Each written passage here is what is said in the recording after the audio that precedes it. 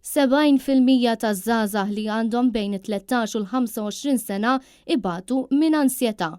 Dan ħareġ minn studju li sar mill-Fondazzjoni Richmond, rapport magħruf bħala l-Mental Health Barometer, illi lan tiegħu hu li tiġi studjata s-saħħa mentali fiż-żgħażagħ f'pajjiżna bilan li Richmond tkompli tejjeb is-servizzi tagħha sabiex tkun tista' tgħin lil dawn l-individwi. L-istudju ġie mqassam fil-portals tal-iskejjel għall-istudenti tas-sekondarja filwaqt li għall-etajiet l-oħrajn ġiet imnedija kampanja fuq il-midja soċjali.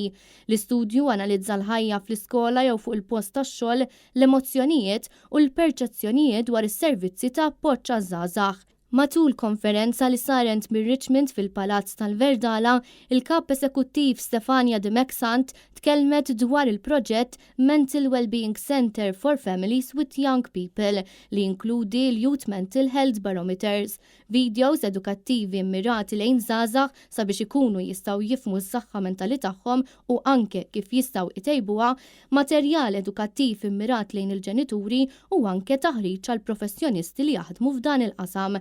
Kollox bilan li titjib is-saħħa mentali taż-żgħażagħ f'pajjiżna.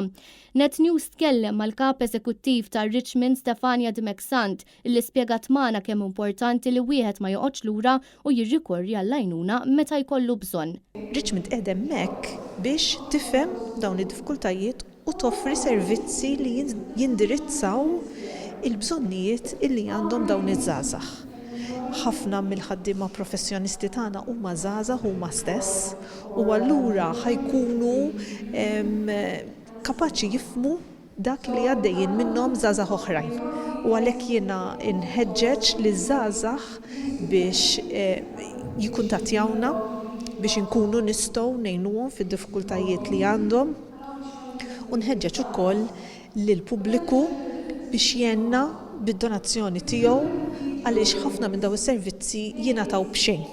Però servizz professjonali iqum il-flus u għandna bżonn l-għajnuna finanzjarja biex inkunu nistgħu nibqgħu ngħinu liż-żgħażagħ tagħna. Intant waqt din l-istess konferenza mill-indirizz tiegħu wkoll il-President ta' Malta George Vella illi stqar li f'pajjiżna għandna bżonn nagħtu għajnuna lil kull żagħżugħ u żagħżugħa sabiex ngħinuhom jikbru f'adulti b'saħħithom mentalment.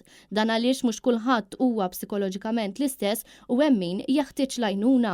Il-President ta' Malta ringrazzja lir Richmond Foundation tal-ħidma tagħhom fejn tidħol is-saħħa mentali u saħaq li huwa importanti li ngħaddu l-messaġġ li kif jingħad bl-Ingliż it's okay not to be okay u li kulħadd f'xi żmien jew ieħor ikollu perjodu diffiċli anke jekk tkun persuna b'saħħitha.